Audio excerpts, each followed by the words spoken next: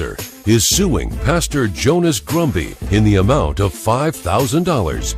She claims the defendant canceled her wife's funeral because she was gay.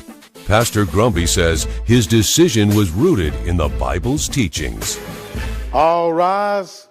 Court is now in session. The Honorable Judge Cristina Perez presiding. Please be seated. All parties have been sworn in, Your Honor. Thank you, Renard. Ms. Spitzer, I understand your partner passed away. Yes, she did. Okay. How long ago did she pass away? About 6 months. Okay. And how did she pass away? She was in a tragic accident in the Caribbean. Oh, wow. You planned a funeral for her, but unfortunately that funeral was canceled? And that's why we are here suing the defendant, because you feel he's responsible for what you spent? Yes, he canceled. Why don't you explain what happened, please? Okay, so we were going to have a funeral at the church. We were going to have the wake at the funeral home the night before, and then the funeral at the church, and then the gathering afterwards at our favorite restaurant. Okay, so why don't you explain to me a little bit about what was your wife's name? Her name is Charmaine. Charmaine, okay. Why don't you tell me a little bit about how long you guys were together, how you met, just a little bit about you guys. We were together since college. We've been married about 3 years. We met there. We were best friends. This has really shattered my world. This is awful. Did you know that you wanted to have her funeral back home where she was raised, or how did the idea come up? We wanted to have it at the church that she was baptized in. She was very close with her mother, and her mother's been attending the church for about 30 years. Mm-hmm. So I thought it would be nice to have it there. How did you guys agree to have it in the church? And tell me a little bit about the process of who you enlisted at the church to start preparing for the funeral. Well, I called Eunice to see if she would be okay with that, and she said, of course, where else would we have it? And then I called the church to make the arrangements. I talked to the secretary there and told her it was my wife's funeral, and we spoke multiple times over. I understand you had a contract with the church? We had a contract with the church, yes. Do you have a copy of that today? I do. I know you sent me a copy, but I'd like to see the original contract. Okay. And so why don't you tell me a little bit about the contract that you had with the church? So the contract was that we would come in and do the funeral, and they would, allow us to set up with flowers and picture and just the standard funeral arrangements in a church. Do you sign the contracts, the funeral agreement, service agreements for the church, or does the administrator? No, the church secretary does that. She's 68 years old, hard of hearing, I should mention. Okay, then why is she responsible for signing contracts? Well, because she's the one that I'm out in the field so much of the time, helping my flock and helping the other citizens. So you have somebody who you do not trust sign your legal contracts? No, we trust her to sign the contract. Okay, it's a standard agreement that you do with everybody. Basically, the time, the place, the very nominal fee of $650 that the church charges to hold. You have the number of people, the time. So it's standard. As long as they tell us everything, we can handle it. Okay, what do you mean by everything? Everything. That means, and this is the whole point of all this. What I have for breakfast? No, this depends on their criminal orientation. Record? What? Their orientation. Okay, so, yeah. Sexual orientation, Your Okay, Honor. So you need to know everything? It's not in this contract? No, the Lord does not, and the Bible does not, and the church does not. Okay, all right, so then is that a question you ask every member of your congregation if they're gay or straight? No, we expect them to disclose that. And why do you expect them to disclose that if that's a private matter? Ms. Simpson it's only between themselves and God. Ms. Simpson has been coming to the church for 30 years. She knows the Lord's stance. Let's go back to the plaintiff. Let's go back to the plaintiff. So you spoke to the administrator. You had several meetings with her, from what I understand. You talked about... several conversations with her over the phone. Okay, all right. And you did meet in person at least once? I did, yeah. Okay. So everything was set. You got the flowers? I got the flowers. I sent her the picture to put up in the church of my wife. Oh, so she received the picture of your wife? She received the picture, yes. And did you tell her how many times she was your wife? I lost count. A lot. Okay. So this woman knew she was your wife. Okay. And can you stand up, please, Mrs. Simpson? Did you ever speak to this church administrator, this representative of the church? No, I did not. Okay. And what happened? We got a call the night before the funeral. We were at the wake at the funeral home. I received that call. Eunice got the You call. received the call. Yes. Why did you receive the call and not you if you signed the contract? He told me that in good conscience he couldn't have the funeral there because Why? Because God it was and too the crowded? church. There was too many funerals on that day? Or there was a wedding, a baptism? Why? No, he because said she was gay. God and the church don't believe in gay marriages, so therefore in his good consciousness he could not go through with the funeral.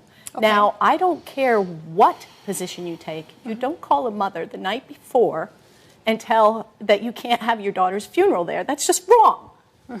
Coming up on Justice for All. And the Lord says that homosexuality is an abomination.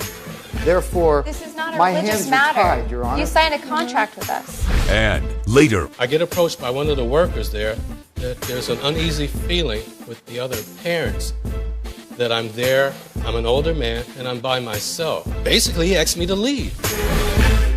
closed captioning provided by.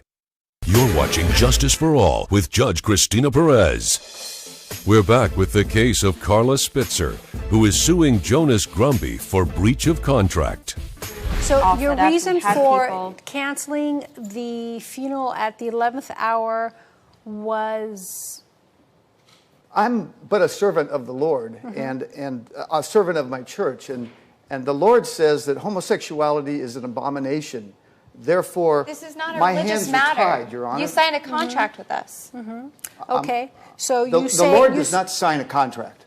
You did. But your secretary did. You Secretary did. does, Okay, yes. so then essentially you basically at the 11th hour canceled the funeral because you did not want to perform or you didn't want a funeral of a gay woman being performed at your church. Your Honor, I Is that correct? Yes or no? Not quite. The night before the funeral, I was at home reading the paper with my dinner, and I read the obituary column. It's a habit of mine. I read the obituary too. It's a beautiful obituary. And I realized at that time that Miss Simpson's daughter was a lesbian living in a horrific Your Honor, relationship, an untenable They relationship. had the wedding The invitation mailed God with both does not their believe names in on that. it 3 years ago. I called Mrs. Simpson. I did not Because want you're to a do man this. of faith, right? You are obligated to stand up for your principles, Yes, right? and I did not want to do this. Well, My you and I soul have was something in common. torment, You and I have something in Honor. common because I am also a woman of God and I am obligated to follow God's principles and I'm obligated to follow the principles of the law and whatever the law tells me to do. So, again, so you called the night before and you canceled the contract, right? I said, that's because I just found out about it. I called as soon as I found out about it. I was not happy to do This has been that. very traumatic. I mean, not only have I lost my daughter, but I lost my church. I It was- haven't lost my faith, and my daughter was baptized in that church. And I've been there for 30 years. You promise something, they pay you, that's a contract. It's signed. Isn't right? full disclosure by each side important? Well, it does not say in your contract about full disclosure. It doesn't say anywhere here. Ms. Simpson knew And I'm full sure and if you well. put it on there, you would have a lot of problems if you say, I need to know your sexual preference. So why is it not on your contract? Why don't you ask these questions before? God will not allow me to hold that event at our church. My hands are tied. Does not God tell you to treat people equally? Does not God tell us that we need to protect each other, that we need to love each other?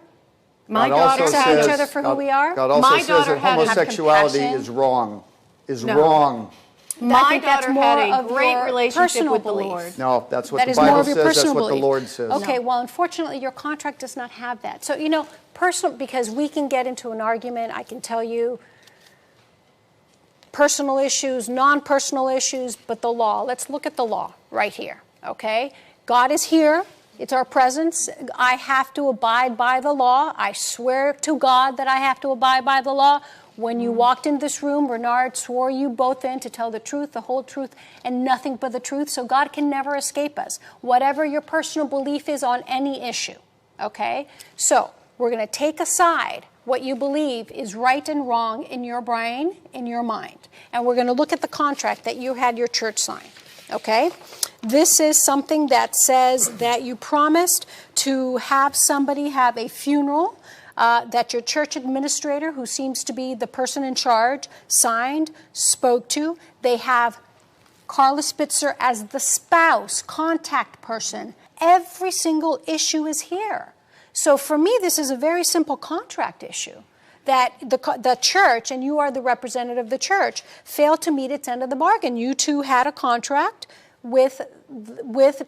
she had a contract with you, and you were supposed to deliver something, you as in the church, and you did not. They relied on this contract. They spent $1,500 on a restaurant. They spent over $3,000 in flowers and other preparations, $500 in programs, and they had to wait. The kicker is, they had to wait 4 days. That's horrible. 4 What happened to do days. unto others as you would have them do unto you? Please. They had to wait 4 days to rearrange the funeral for this lovely woman. You should be ashamed of yourself. She should be ashamed. 4 days, Pastor. 4 days. Not only did you breach a contract, you did something so much worse. You denied a human being the dignity of death, the dignity of having people come and pray and celebrate her. If that is something that you can live with, well, then good for you. But I know I wouldn't be able to sleep at night if I denied somebody the dignity of their death because I was condemning their lifestyle. That is so wrong under my personal belief. Good luck. Judge Perez has ruled in favor of the plaintiff. The defendant is ordered to pay $5,000. Well, I think the judge got it exactly right. What you did was appalling. The Lord will forgive you if you'll just open your heart to Him.